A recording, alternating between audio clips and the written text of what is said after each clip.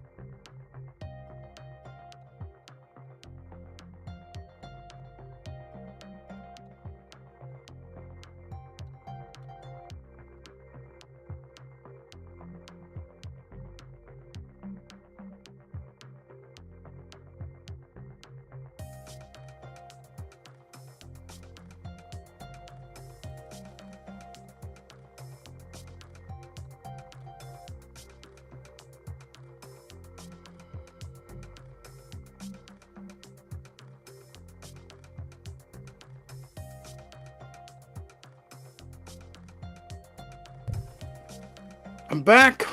I'm back. Oh my god. Worst podcast on the interwebs. Of course, my name is Ian Hopfe, and you're watching or listening to, or not, IanTheHRPro live podcast where it's dangerously unscripted. Certainly, this morning is Dangerously unscripted morning. Um, with some dangerous outgassing. Dangerous. Let's see how long I last this time, eh? Woo! It is Friday, fun and games day. We're gonna have some fun. Or I'm gonna continue playing games with you by sneaking off to the washroom every 5 minutes. This is what happens when you're live. Make a commitment to going live for your business, and then it all goes down the drain. Naturally, a really great podcast is going to be pre-recorded and then edited, and then like some great advertising is going to get put in there, and the podcaster is going to make some good money. Not me. I'm crazy. I go live and I have no script. But that's what everybody loves about my show, right? You want the dangerously unscripted. Or not. So I decided to have cereal the last couple days. And yesterday the cereal didn't bother me at all. Today the cereal is bothering me. Oh man. Oh. So, I'm lactose intolerant, yes, and meat bothers me, so I don't eat meat, so I'm trying to be vegan, but I kind of get this reaction also from highly processed foods, so there's still some vegan food that's super processed that still gets my system going, rolling, running. But I mean, obviously I didn't have cow's milk with my cereal this morning. I had soy milk. But it turns out that even with soy milk, highly processed bowl of cereal still attacks me. Not fun at all. Well, I bring up breakfast because this morning I like to watch shows when I'm eating. If you want to lose weight, you're not supposed to watch shows while you're eating. I always have.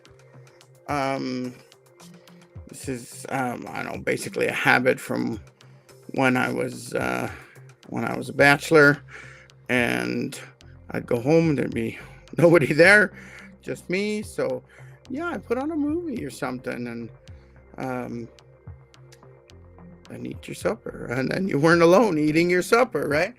I never did like going into restaurants alone. So I would just order something, pick it up, and then head home, right? So, I mean,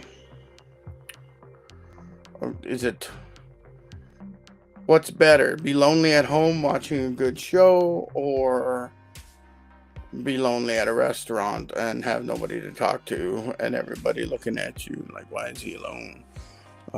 Stuff like that.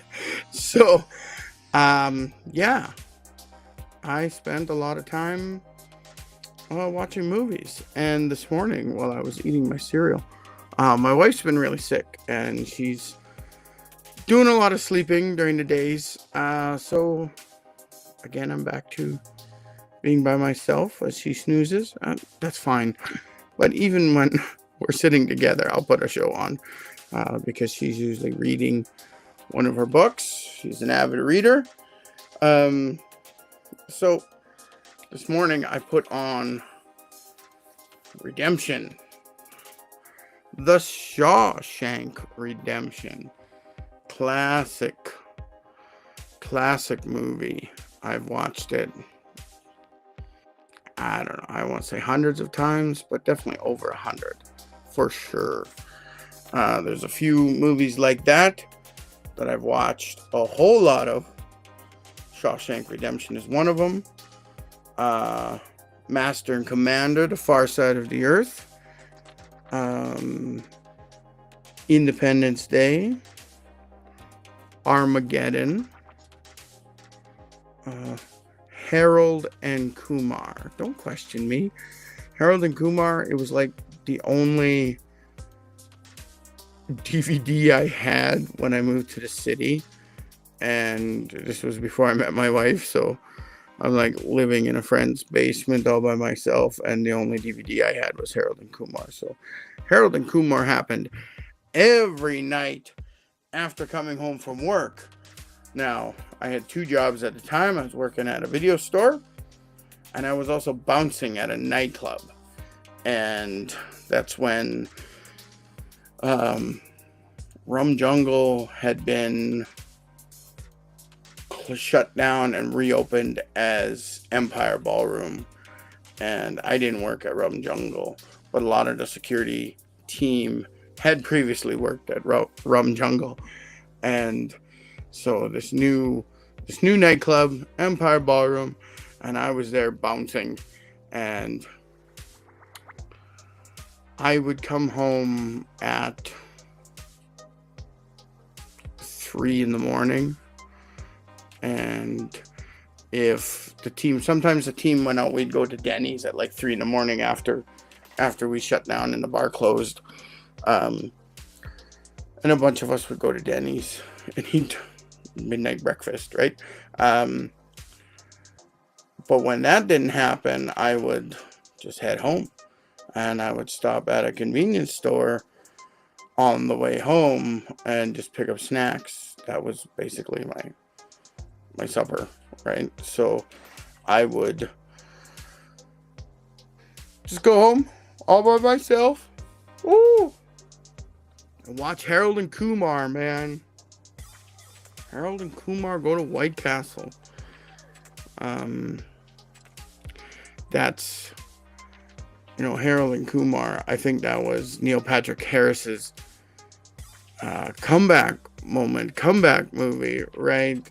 Because he ended up getting How I Met Your Mother, and he spent a few years suiting up, and so it was good to see Neil Patrick Harris, and that is pretty funny.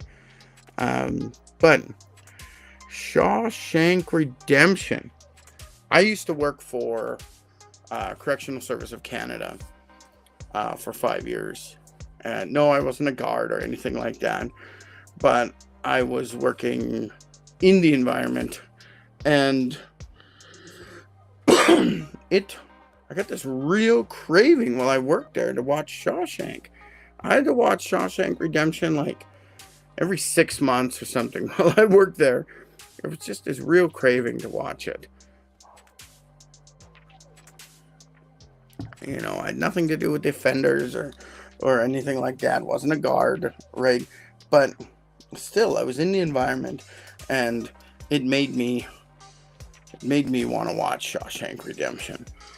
So, Shawshank Redemption. That's what I was watching today. And Tim Robbins, nice. Oh my God, what's his name? Oh man, the man with the great voice. Perfect for voicing over everything. Why is his name gone? Character's name is Red. Morgan Freeman. My God. How can you forget Morgan Freeman, right? I mean, classic Morgan Freeman. I think that Shawshank was the movie that turned him from just an actor into a star, as far as I'm concerned. And I really appreciate the art and craft of acting and creating movies, because it's like this expression of us, continuing from kind of last week, us humans manifest our conscious manifestation of the universe. We're creating beauty, right? We are making movies and people are watching it.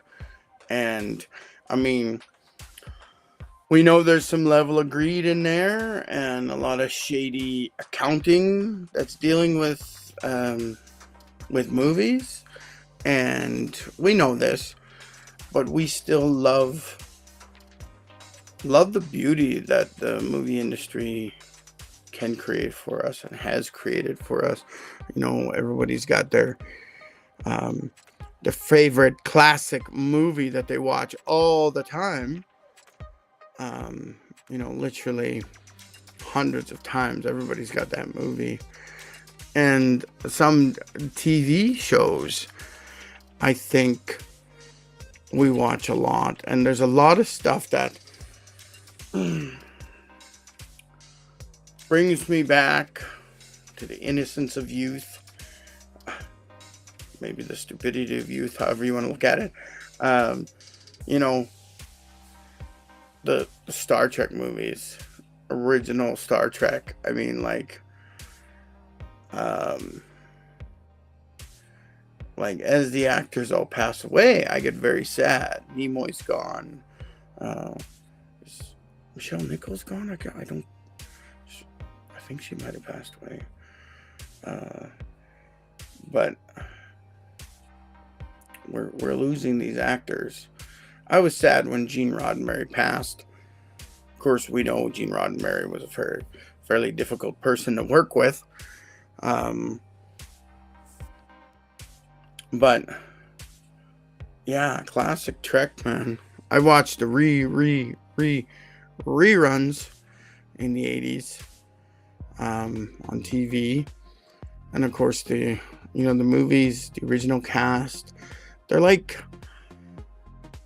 my childhood friends. You know, when you think about these movies you grew up with, they really are your friends. You have this, and I could see where some fans just go completely cuckoo and think they really are friends. But you know, there's just some actors out there that are near and dear to your heart. I mean, I still cry about John Candy passing. All his movies in the 80s. I mean, I love them all. I watched them all. And being the fat kid, I related to this actor. He looked like me. I mean, obviously I'm not white, and he was white, but he had that body that represented my body, especially through my teen years, through the early 90s and all the 90s, right before he passed.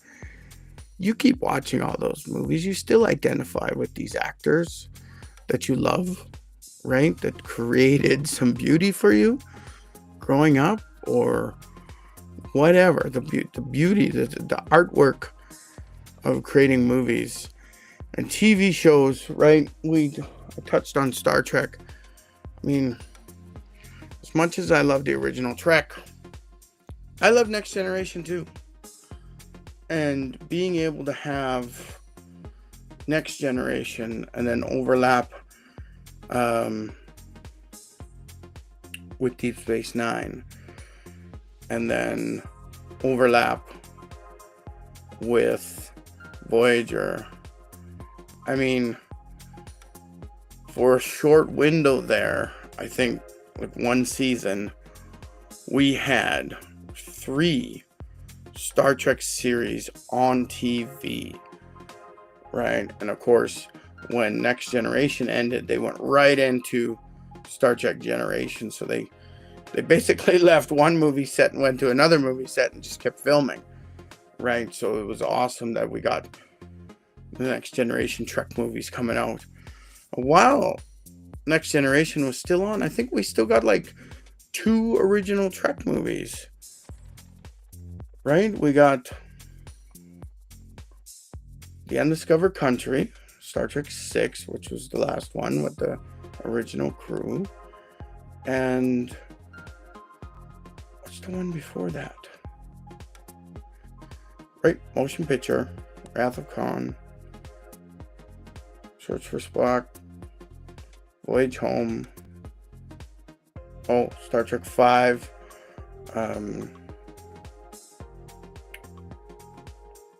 Why have I lost the name of Star Trek 5? It was directed by William Shatner. I really love Star Trek 5, but it was one of the flops, right? It's like one flopped. Wrath of Khan, still the best Trek movie out there. And then Search for Spock, flop. You know, Star Trek 4, The Voyage Home with the whales, absolutely everybody loves that. Even if you're not a Trek fan, you probably think of that and you love that. Whereas if you're a Trek fan, you're like, oh yeah, Wrath of Khan is better. And then Star Trek 5 was a flop, but I love it. Star Trek 6, The Undiscovered Country. Oh, love it. Can you see me, Kirk? I can see you. Oh, Mr. Plummer, thank you for your service. Christopher Plummer as a Klingon. Come on, that's magic, right? That's magic.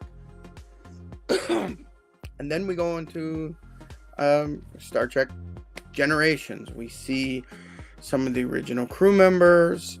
And, of course, this is where we lose Captain Kirk twice. You bastards. You killed Captain Kirk twice. What an insane movie, right? But we got years and years of all this Star Trek Next Generation, Deep Space Nine, Voyager, and just beautiful. Beautiful art. I still think the series that's the best is Deep Space Nine. It took us out of the starship. It kind of took us away from the episodic, oh, we come to a new planet. Oh, there's an issue. Oh, we solved the issue. And instead of just doing that, there was a lot more overarching stories, like the story of the starbase. It allowed for the continuation of these stories. And we saw over seasons characters getting developed, as opposed to just dealing with a crisis or something, right? That they're kind of just doing life things. And I mean, without a doubt, the best dad in Star Trek. I mean, Captain Sisko, played by Avery Brooks. Oh, the love, the love he shows for his son. But then he can switch it up and be that stern commander / captain. And I mean, he punched Q. Nobody else punched Q, right?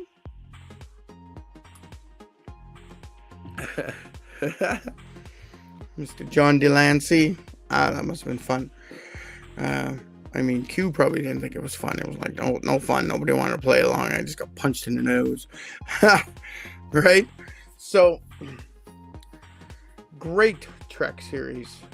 Me and my wife watched X-Files after the fact. After it ended, we watched the whole series. We binge watched the whole series. Great show.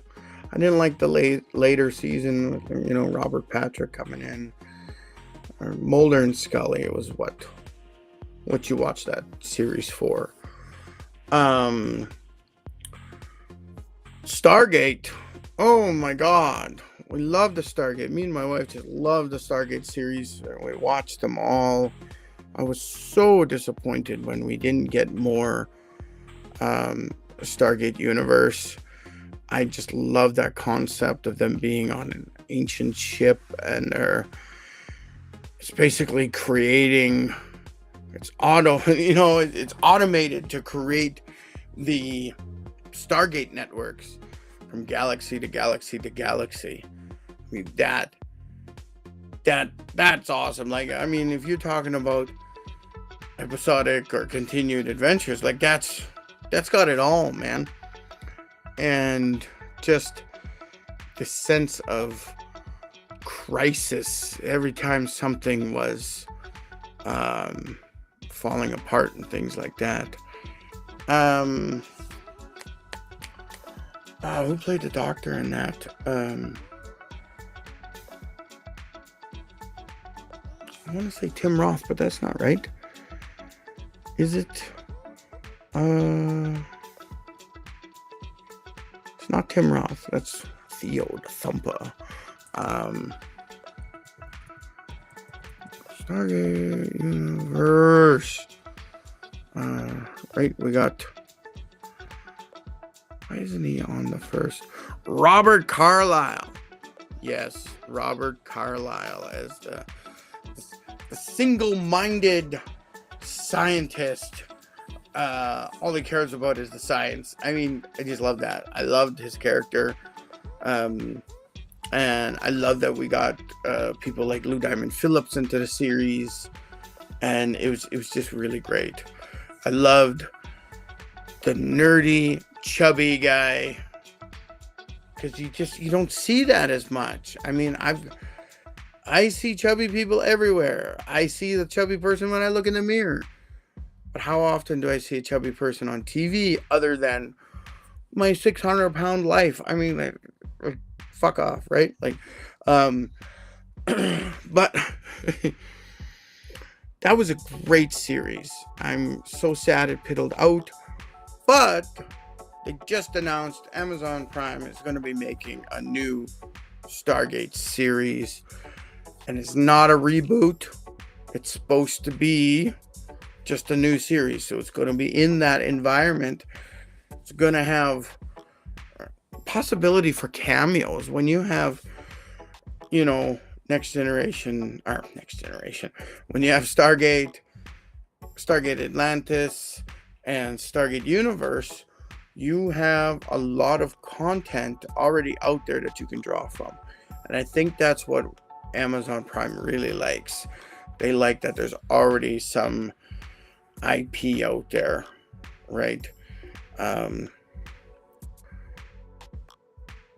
that's why they put so much money behind The Rings of Power, even though I didn't really like it. There's a lot of Lord of the Rings out there right now with the new movies and the prequels. I mean, like, there's a lot out there, so it's kind of a guaranteed bet that there's already a fan base. So that obsessed me with the Wheel of Time. Oh, I read the Wheel of Time. I started back in the 90s. I got the first 3 books. And as soon as I was done those, the next book came out. Right? So I was able to just keep reading. So I credit Robert Jordan's Wheel of Time books for helping me become a better reader, become a better speller, increase my comprehension when it comes to reading, because they were kind of heavy books. A lot of times I spent I had a dictionary with me, and so I ended up, he would use a word in a way that I wouldn't quite understand. I mean, I wasn't dumb at that point, but there were still a lot of words, and I noticed, somewhere in book 4, book 5 or something, he used the word consternation in a phrase of this character had a look of consternation. I'm like, what the hell is consternation? It's kind of like a look of concern and confusion or something like that. I had to look it up, right? And then it was the first time he used that word. And then he used it like multiple times over the next few books. And it was interesting that I remember this word. I'm like, what the hell is consternation? You think poop? Has he got a poop problem? Right? So but that was grade 9 when I got those books and I started reading those books, right? So I think it was a big jump in my reading comprehension to rereading those books when I was only in grade 9. And it becomes, again, this work of beauty that I identified with. Those characters became my friends, right? They were just so entwined in the story. And I was getting to the point where I basically physically reread the series up to the new book at least twice. And then we started getting the audiobooks, right? So I was able to get some audiobooks before the last few books came out, and I listened to the whole series, and then I read the next book. So, I mean, I'm not an expert, and I don't remember the whole story, every detail, but I remember the general arc of stories. But when it came to TV, oh, that was beautiful. But then Amazon didn't put enough money behind it, right? They had half the budget that Rings of Power had. And, oh, there's my wife sneaking around over there. Be quiet. And so it was kind of sad. They didn't put enough money behind it right from the get-go. A lot of books, a lot of book fans, and me as a book fan, I thought any rendition of the show on TV is going to be amazing. I didn't care if they followed the books exactly. I had read the Foundation series before Foundation got to TV. And no, they're not following the books exactly. I mean, they found a neat way to connect the whole story together by having these intergenerational characters and the Empire dynasty of cloning the Emperor, right? Like, so they created some really neat adaptations or storyline things that helped it to the TV, and I'm still enjoying Foundation on TV. I love it, but no, it's not exactly as the books.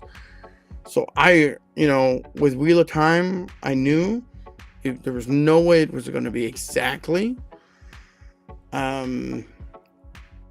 but Robert Jordan's writing is very descriptive. He described everything before he explained why he was describing it.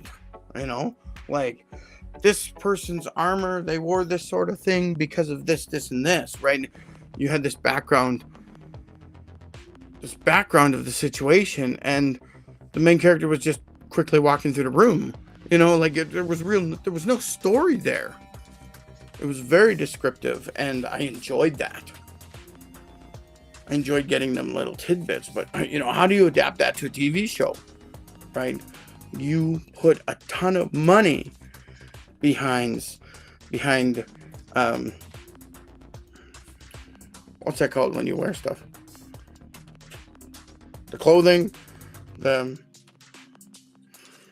wardrobe. You put a ton of money behind the wardrobe, and you put a ton of money behind details in the sets, right? And that's how you bring Robert Jordan's Wheel of Time to life. Amazon didn't do that. And the magic system, I guess they just didn't have enough money to do it proper. I mean, when Moiraine finally uses her magic in the battle, I thought it looked pretty good. I thought it was really good, but there were so many people who were just complaining about it. And I'm like, shut up, or they'll send us back to our class. That's what I was thinking. I'm like, everybody just shut up. We're getting it. It doesn't have to be perfect. Just shut up, or the principal will send us back to our classrooms from our assembly, right? Like, that's what I was feeling. I'm like, you guys just shut up. Just suck it up. There's no way a book will ever be adapted perfectly, word for word, scene for scene, into a movie. There's always changes. There's always going to be changes. someone out there is maybe going to say, oh, but what about this movie? I'm like, fine. But does that happen with every freaking movie? No. The movie The Martian, Andy Weir's book.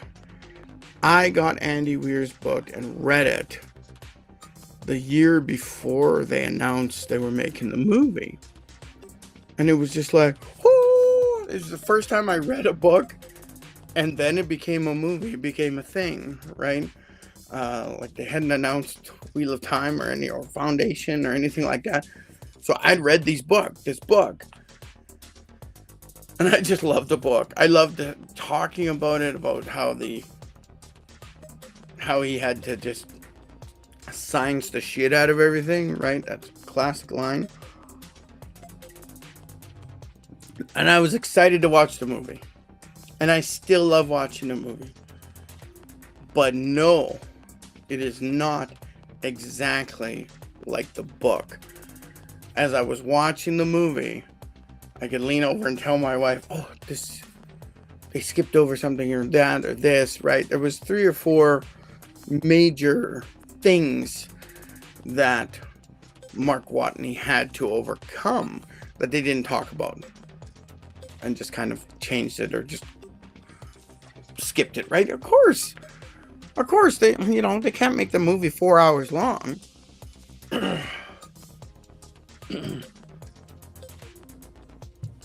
But I enjoyed it. Man, I enjoyed it. I didn't get a chance to read his new book, Hail Mary, and they're already making a movie about it, right? When is that coming out in December? Project Hail Mary. So, yeah, I'm gonna kind of miss that one. But, I mean, if you're talking about TV series that really got you, I mean, of course, I love all the Trek.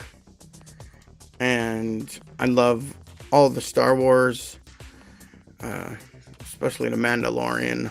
I mean, good art, good beauty they've created. Very fun to watch. And,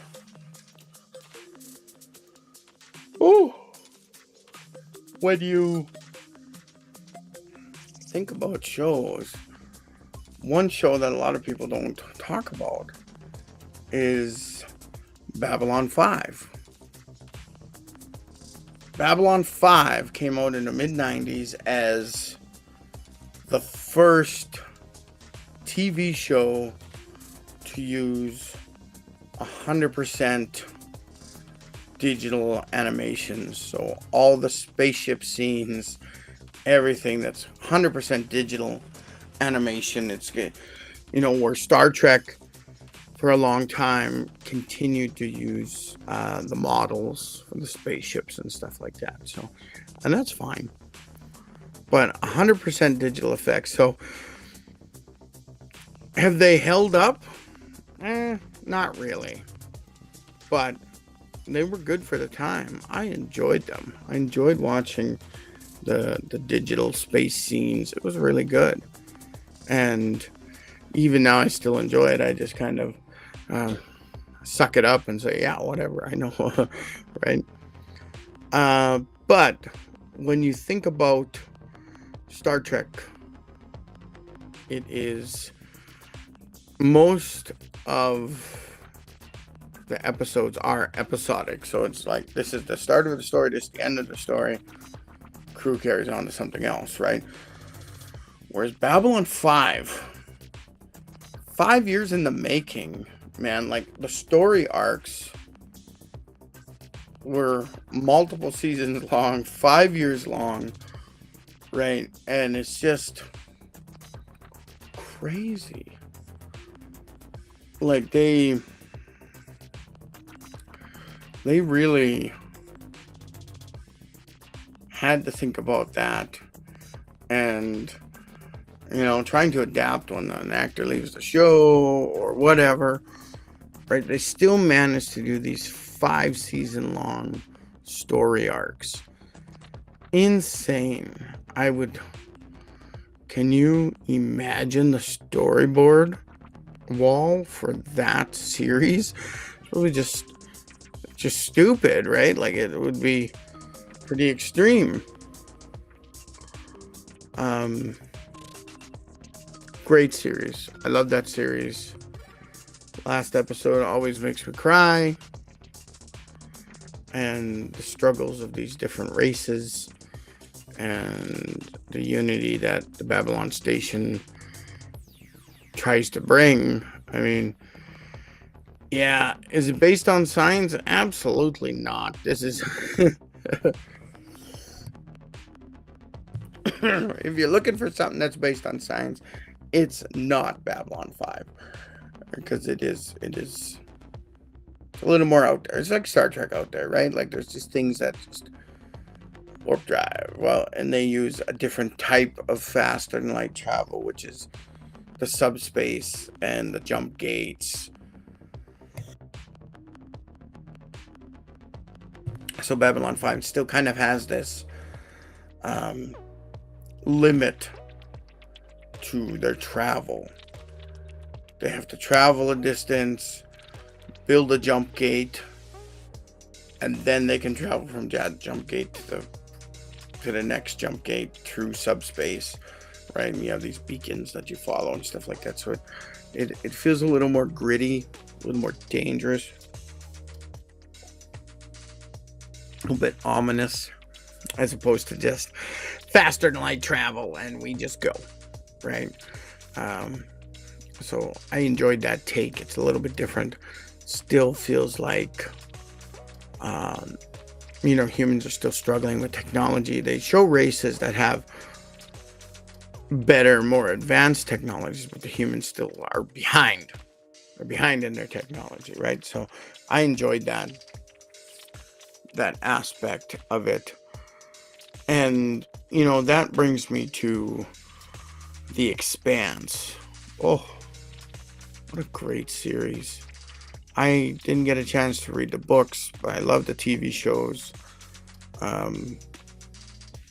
And that felt gritty, felt real, as we expand out. We still got... We still got human problems. We're still stupid humans doing stupid things. We still got our stupid biases. We've created new biases with Mars and people living in the asteroid belt, and these outers and the inners, and Earth and Mars. And so there's a lot of political tension in these shows, but they bring in this advanced technology into the series that humans don't understand. And of course, humans, we do stupid things as we try to understand some advanced technology or advanced intelligence, right? So it's good. I especially enjoy the spaceships because there's no warp drive. They have I think third season or something like that, they kind of explain the engines they have. They call it the Epstein engine, and it's basically an advanced chemical rocket, and it uses like a fraction of the fuel that a traditional chemical rocket would have. So there is just this little bit of advance in this technology, and it still takes like months to get from Earth to Saturn, weeks to get to the asteroid belt and to Mars and stuff like that, right? So there's this sense of long distance travel, but they got just enough speed to make it seem like there's action going on, right? But and the science, all the crews have to wear their magnetic boots, because if the ship changes direction or does some sort of fancy maneuver flipping around, right, the gravity is going to change. But they try to give the crew gravity as much as possible by keeping the ship's engine burning at the equivalent of 1G. So then the engine of the ship is at the end and the decks are like this, right? We got the engineering deck, we got the storage, we got crew quarters, we got the kitchen, we got the bridge, right? Like they're like this, and people stand like this with the engine blasting out this way, creating a force so that humans get stuck to the floor, and that's what they do. But then if they turn off the engine or do a deadly 0G maneuver, people would be just thrown around. So they have to wear their magnetic boots all the time. And they actually do a good job at explaining that also, as someone who was never in space before, would be on a spaceship. You gotta keep these on all the time, right? And it's a great series because it's not this super advanced human race. It is the human race who's maybe 2 steps further up the technological ladder, right, than we are now. It's very close to what we are, so it makes it fun. Feels like you can identify, and Thomas Jane, I loved his character in that. He's basically a dirty cop out in the asteroid belt, and becomes a hero for the Belters.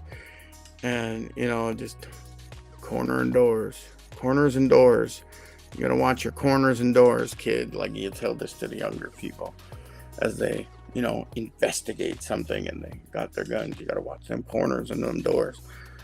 The scarcity. We need oxygen, we need water, we need live soil. They talk about this. Cargo shipping containers in space, but they're sealed and have a heated environment in minus 200 space. They have a heated environment because it's soil, it's growing soil, it's live soil, because we know soil has all kinds of micro creatures in it. So they got to protect that live soil. And it's interesting that they talk about stuff like that. I'm gonna have to be right back, guys. Gonna hit the washroom again. I'll be back, chat a little bit more. Okay, be right back.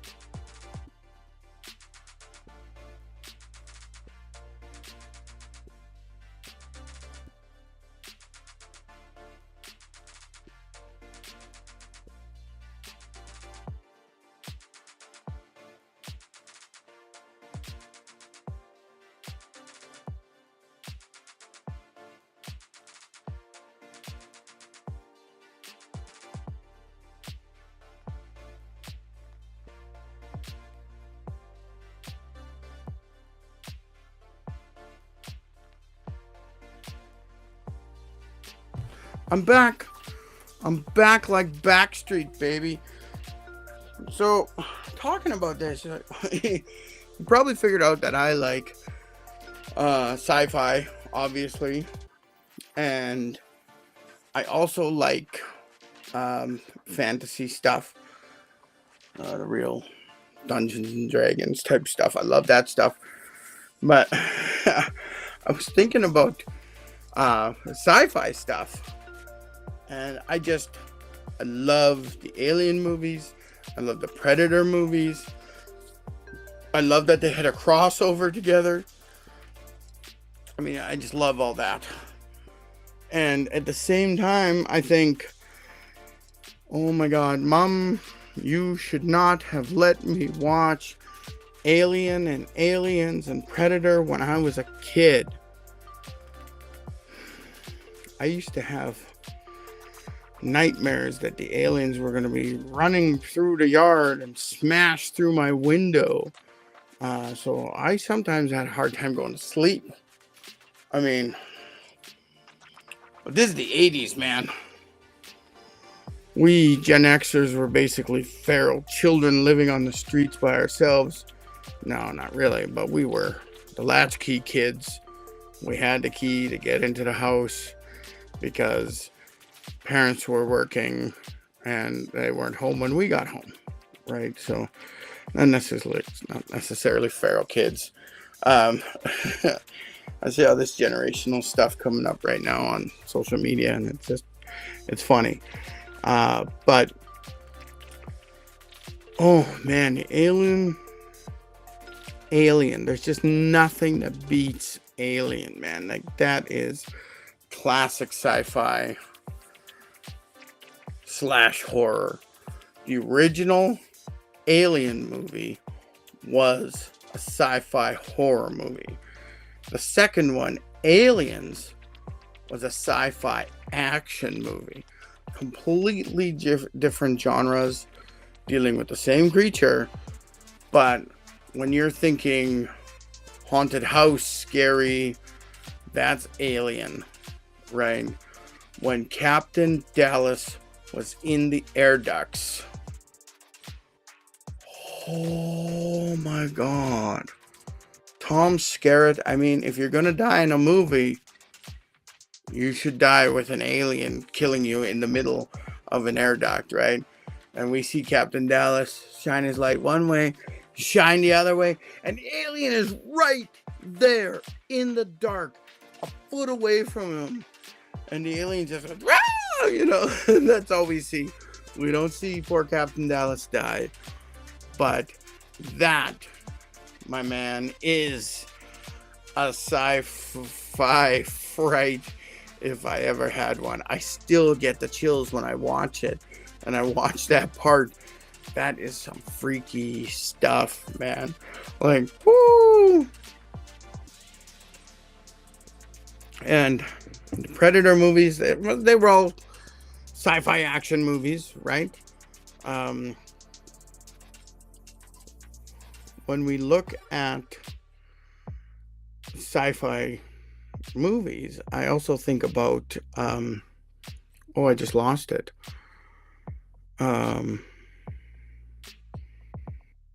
Alien. I've lost it. It's gone. It's gone. I was about to talk about something.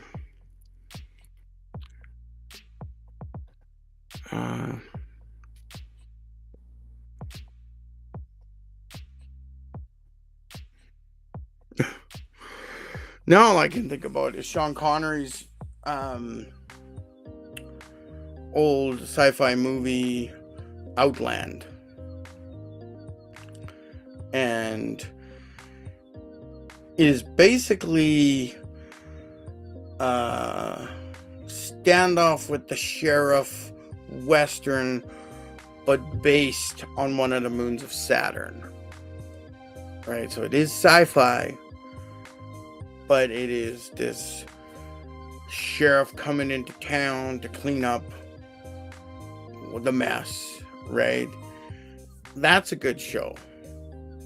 And this was I'm not even sure what the year is on Outland.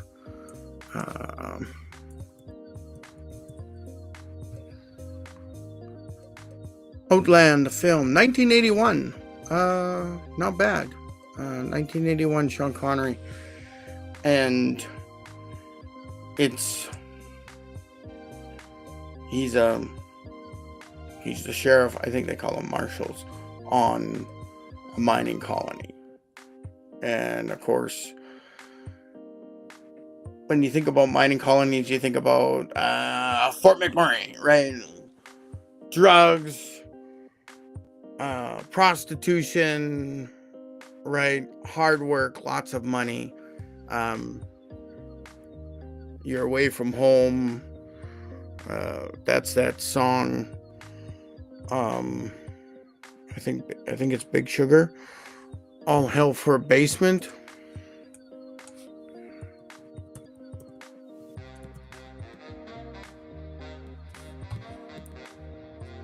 Yeah, Big Sugar.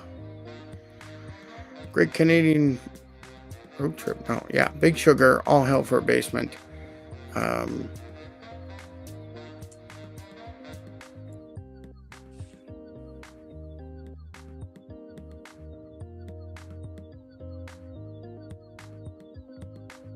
Oh, I guess it was based on Medicine Hat, Alberta, not Fort McMurray. I thought it was Fort McMurray.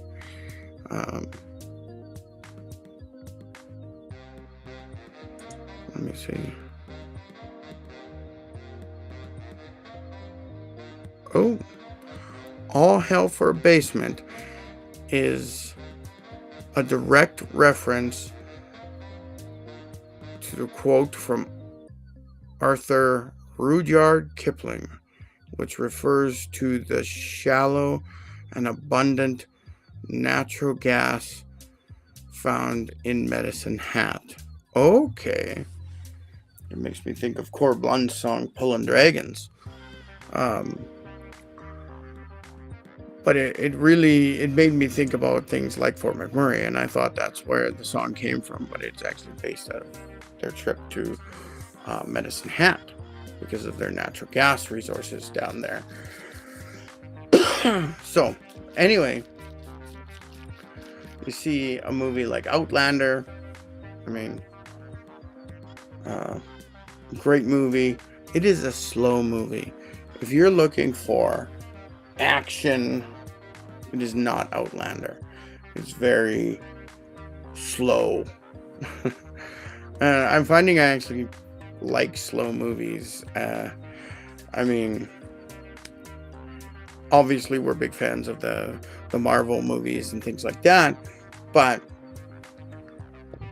have you heard of the TV series? It's a British TV series called The Detectors. The Detectors.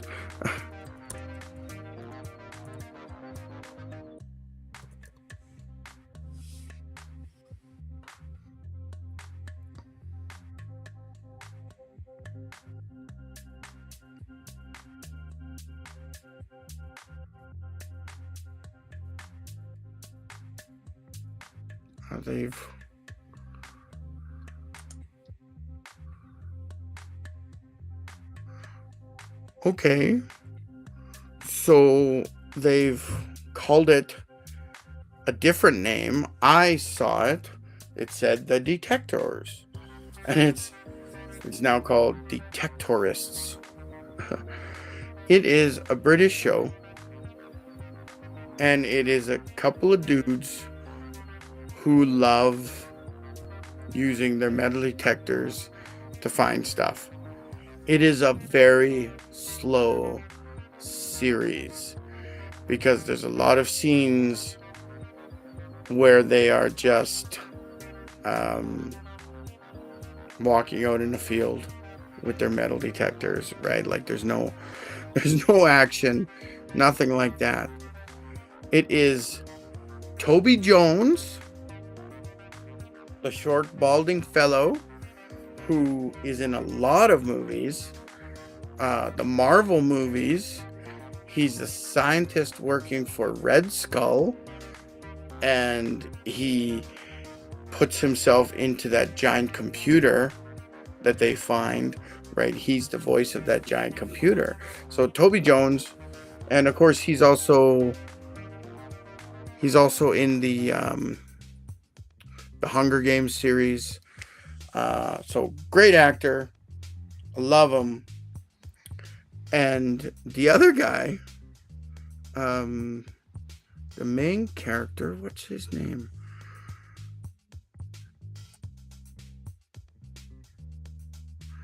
Yeah, Mackenzie Crook. Okay? Everybody knows this guy. If you've ever watched the Pirates of the Caribbean movies, he is the one pirate with a wooden eyeball. His wooden eyeball turns out to be one of the pieces of 8 for Captain Jack. So he's in those movies. So you got Toby Jones, Mackenzie Crook, walking around the English countryside detecting. Slowest series you could possibly think of. And I love it. It says it's 2014 to 2022. So I got to figure out how many episodes. I think I've maybe watched one season. So I'm excited about this. I got to check to see how many seasons they have. Is this 3 seasons? There must have been a gap between them or something, and they must have changed their name. Yeah, it's showing Mackenzie Crook and Toby Jones only in 20 episodes. Right, so it's